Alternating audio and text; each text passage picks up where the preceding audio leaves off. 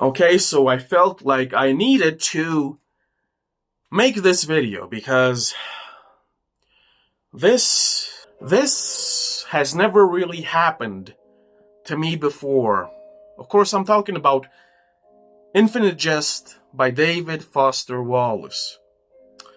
I've been a reader for more than 10 years, more like 15, and listen, I've read my fair share of bad books, horrible books, boring books, and I dropped them, but then I picked them back up and I finished them.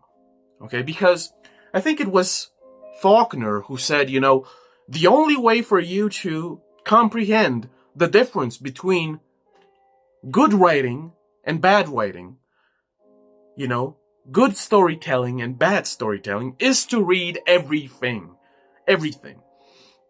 So I prided myself on being the type of reader that never surrendered, that never abdicated. If this book was bad, then I would read it nonetheless, because I'm also a writer, and every book is, a lesson to be learned to polish your craft as a writer. So, this is the first when I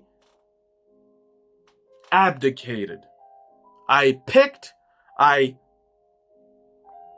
dropped this book twice, and I picked it up twice, and I still surrendered. I said, fuck this shit, right? I was about 230 pages in, and every time I read a new paragraph, a new page, a new chapter, there was nothing. It was just, a sigh. I'm like, bro, there's nothing in this book. And listen, I know that Infinite Jest is loved by a lot of people for whatever reason. I don't know why. If this is your favorite book, then good on you. And especially if you should be proud that you finished this brick of a book, because I could not. Infinite Jest, David Foster Wallace's Infinite Jest broke me. And this is not something that I am, comfortable with admitting and confessing. This has never happened before. I never dropped a book. I always finished a book no matter how bad it was. And this is the first time ever. I just can't get into it. I just can't find anything that is, endearing in any way, shape, or form. Now, listen, there are good aspects. Sometimes he has these moments of brilliance with the characters, for example. They kind of shine, but he just moves on and you lose the rhythm. And the same can be said with the storytelling. You find a couple of snippets here and there that just, grasp your attention, and then you just lose it because he goes on another tangent about whatever. Okay? Listen. I'm a writer myself. I've written a couple of books. When I started, I used to watch every video about writing advice. What are the do's and don'ts of prose and whatever. It seems to me that David Foster Wallace, the genius, the voice of a generation, broke every rule that is imposed on modern writing. And what do I mean by this? I mean, bro, his paragraphs are sometimes half a page long, or maybe even a page long. He has broken the most sacred of taboos, and what I mean by this, he uses the most archaic and the most, unknown words possible. Like you have to have a dictionary by your side, constantly. Okay? It's like he used the most complex the most sophisticated and the most rare words possible, just because, I mean, maybe because he was a word addict or whatever, of course, whatever the word is, right? And maybe because it was funny, I don't know. Like, he broke every rule imposed on writing. Like, his paragraphs are all over the place. The rhythm is all over the place. He rambles and rants about whatever. There is no focus. There is no concentration. What even is the plot? What even is the plot? What's going on here? Like, the characters. What are the characters doing? Like, every time there is a moment of glow when it comes to characters, something else comes up and I just lose track of whatever.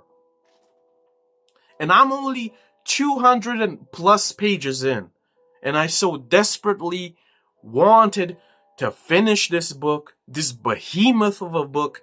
And you know, it's one of the legendary books of the 90s, I guess. The voice of a generation, you know, the brilliant genius author, you know. And I'm just like, I don't get it. I don't get it. And I was so excited when I started this book months ago. So it has been months, and I have only read 200 pages, and I dropped it. You know, and I have watched a lot of interviews with the author, and even documentaries, and even the movie about this guy's life. And I'm just like, I mean, he seemed to be a very self-conscious, very obsessive-compulsive, anxiety-ridden person, which is fine, but I'm just like, you know, and I guess there's a sense of humor in this book. You know, there are jokes, I guess, in this book, and I'm just like, huh? Is this supposed to be fun? Listen, bro, maybe I'm a boomer. I don't get it. I don't get it. He broke every taboo that is imposed on writing. Like, if I wrote a book like this today, in this manner, with the crazy long paragraphs and the fucking, like, exotic words that nobody knows the meaning about, I would not get published by a official publishing house. No literary agent would touch this book today. And the only way you can get a book like this published today is if you have a massive following. That is the only way, because the sales will be, of course, by default. That is the only way for this type of book to be published. And of course, I guess he was famous already when he published this, so, you know, that is self-explanatory. Self-explanatory. And listen, like maybe a year ago, I watched a interview with Stephen King, and he was asked, you know, what did you do in quarantine? And Stephen King said, I've read some books that I postponed for a long time, and one of those books was Infinite Jest. He said, I finally finished Infinite Jest. I finally read Infinite Jest. And there was nothing else. There was no review, no critique. You just said, I finally finished Infinite Jest. And that was it. And that speaks volumes. He said nothing else about the book, only that he has finally read it. And Stephen King is not the fucking, god of what good literature should be, but that, I think, he has a fair understanding. Okay? He said nothing else. I've finished Infinite Jest. And that's it. He moved on. And if this book is your favorite, please tell me in the comments why. And listen, even though I dropped it for now, I still want to finish it sometime in the future. Maybe tell me why I should continue reading Infinite Jest. Okay, because listen, Listen, I know what it is to be an author. Every author wants his or her book to be read and enjoyed, and especially, bought and read and enjoyed. So, I can imagine the level of struggle that it took Wallace to write this thing. I understand, because my first novel was thick as well. Okay, so I understand the type of concentration and struggle that is needed to complete something like this. Okay, so tell me if this book is your favorite. Tell me why I should persist, because I want to persist, but not right now, because this this is the word that I'm gonna use. This book just killed my boner. Just killed my boner. Every time I wanted to read this book, I was erect. And when I started reading this book, I went flaccid, limp. This book is a boner killer. Okay? A boner killer. Okay, listen. You can pick any paragraph in this book at random with your eyes closed, and it is almost intolerable. Okay? I mean, the sense of humor is, I don't know. And I can be completely, absolutely wrong about this book and about this author. Okay, I am not the voice or the judge of what good books are. Okay, I am not the criteria. But still, like I got to a point where,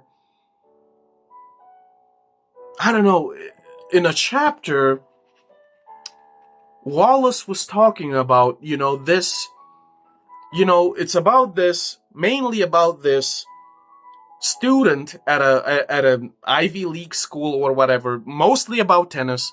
And this school, it is a large facility. It has a lot of buildings. And a lot of these facilities, they're called units. So unit number 1 or number 7. And a unit is for, struggling addicts or whatever. And he was talking about, you see, the units are also referred to the penis. So I guess, calling unit number 2 also penis number 2 is funny. Whatever. And then he goes and describes every building, every unit. From unit number 1 to unit number 9 or whatever. And he talks about these addicts. And a lot of them are washed up losers, of course, with tattoos. And there is one guy in the personnel that is interested in the tattoos of these washed up loser addicts. And he goes and asks the stories of these lame tattoos. And I don't know, he's kind of creepy about it. And the people with the tattoos are kind of creeped out, and some of them are, yeah, let me tell you about this tattoo. And I'm just like, bro, who cares? Right? Who cares? It's so meandering. It's so blown out of proportion. And I guess it's supposed to be funny. Right? I guess it's supposed to be funny. Right? And I'm gonna have to say this. Yet again, addiction so far in this book is portrayed as this fucking, I don't know, having a demon on your shoulder. You're being kept down by your addiction. Listen, I'm a fucking chronic drinker and I'm ecstatic.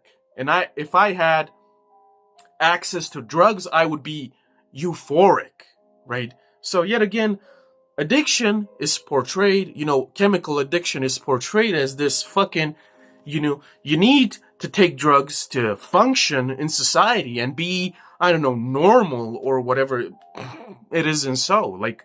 Like I want to read a story about drug addiction or alcoholism that is positive. How about that? Okay? Because I've made videos about positive alcoholism and how you should be a positive, adequate alcoholic. Okay? I'm getting tired of these depictions of addicts as these, I don't know, lumbering, lurking imbeciles who would sniff anything just to feel something or to suppress emotions, or I don't know. I guess the implication is if you're suffering, then you need to get high, or maybe otherwise you'll lose your mind. Listen, I know about struggle, I know about pain and agony. You probably do. And I do not drink because I feel bad. I drink to enhance all of the positive, to, it doesn't matter. I've made a video about this, right? And listen, I want to read this book because I paid money for it. Like, this book ain't cheap. This book is thick, and I'm just kind of, feeling bad that I made a bad investment, that I paid money for this, and I want to finish it, right?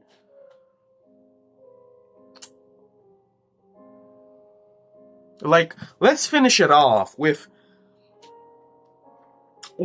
a paragraph, because I really want to recite, and before that, listen, a lot of these chapters, I guess, are broken into, year of the Whopper, or year of the penned adult undergarment, or whatever, year of the Glad, year of the Tux medicated pad, year of the trial-sized Dove bar, year of the Purdue Wonder Chicken,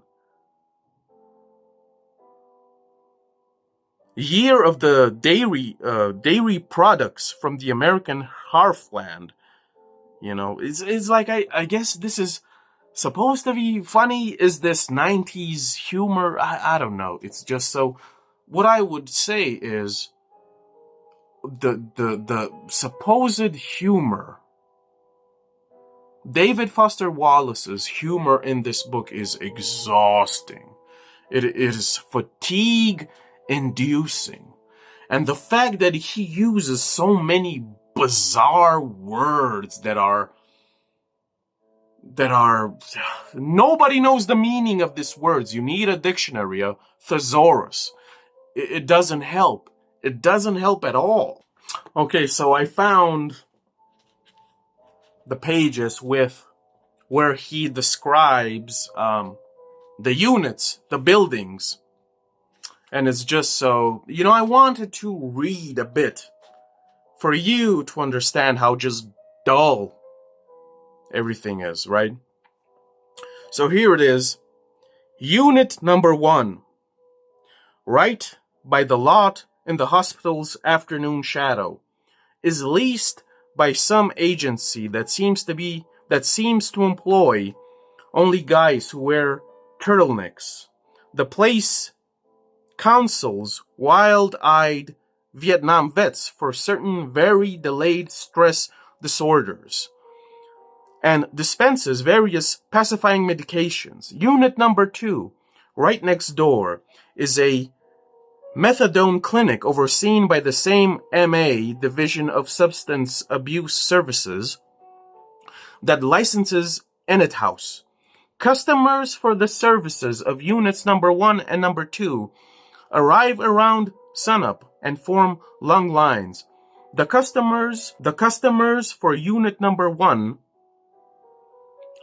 tend to congregate in like-minded groups of 3 and 4 and gesture a lot and look wild-eyed and generally pissed off in some broad geopolitical way.